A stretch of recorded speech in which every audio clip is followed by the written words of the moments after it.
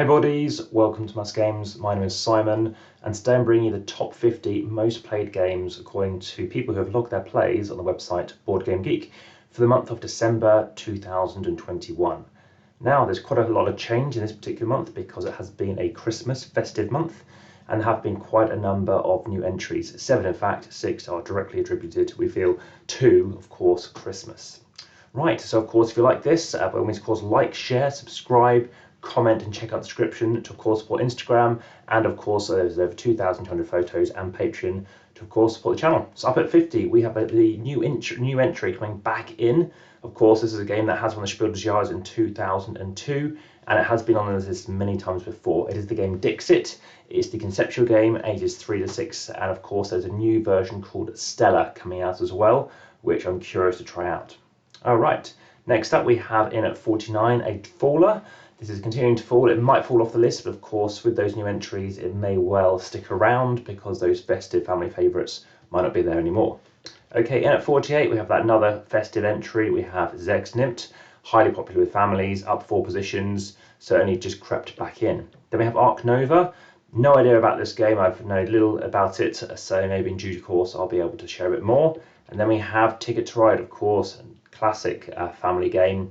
This is the 4th highest new entry. And then another one, which is very popular, is the 3rd highest new entry, Love Letter, but it does have the least time spent playing.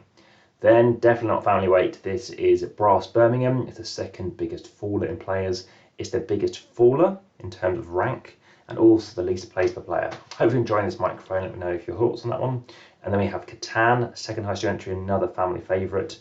And in at 42, we have Point Salad, going up 3 positions. And a game we talked about actually maybe playing, in fact, this year, never got around to it last year, is Jaws of the Lion. No change whatsoever.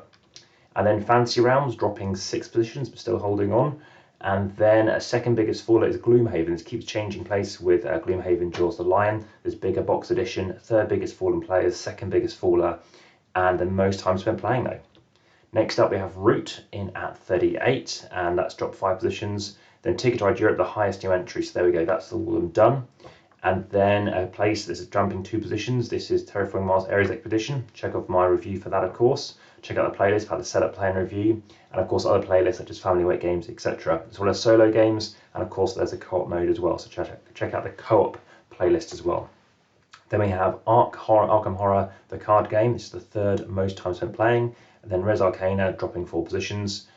Viticulture, essential positions, up 3 positions. That's pretty clever, down 5 positions. Of course, I do prefer the other versions. And Clever Cube Dice Distancing just went live recently this week. So, of course, check out the playlist for Dice Distancing.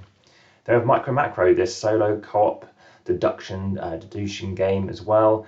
This is up 12 positions.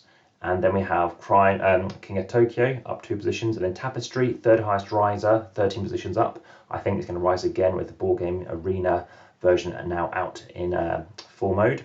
And then you have the Castles of Burgundy dropping 7 positions, Scythe dropping 3, and Parks dropping, well, it's up 5 positions, but that's the 2nd least plays per player. Interestingly enough, this you could think would be a family weight game, and yet obviously has had a big impact in that respect. Alright, now into the top half of the list, in at 25. The Crew Mission Deep Sea, I'm up to mission 19. Still plodding on, still trying to do it. It's the most plays per player, unsurprisingly. And Calico is up 1 position at 24. Then down 3 positions. This doesn't include 2nd edition, of course. It's dropping 3 positions, 7 Wonders. And then Spirit Island hasn't changed at all. Then Marvel Champions, the card game. I do have Vision, which I've been waiting on for over a week to arrive. And of course, there'll be a video for that. 3rd most plays per player, 2nd most time spent playing. And then we have Sagrada, up 6 positions.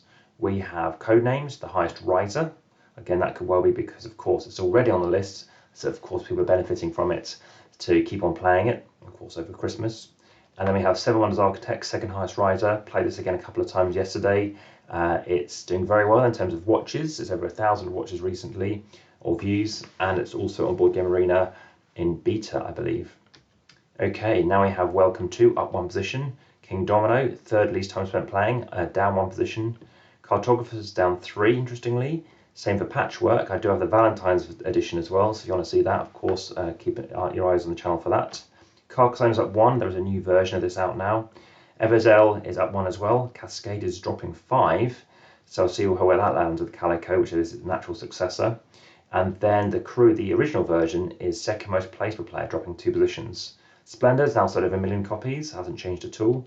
Seven Wonders Duel has dropped 1 position. Just One has gained 10 positions, of course, a classic family favourite here. I remember playing it over Christmas a couple of years ago. Second biggest gain in player, second least time spent playing. And we have Dune Imperium, biggest fall in players, and the third least plays per player as well. Then we have Quaxing Quellenberg up 5. This is a good family weight game. And then Terraform Mars, no change. Same Philosopher and Arnak.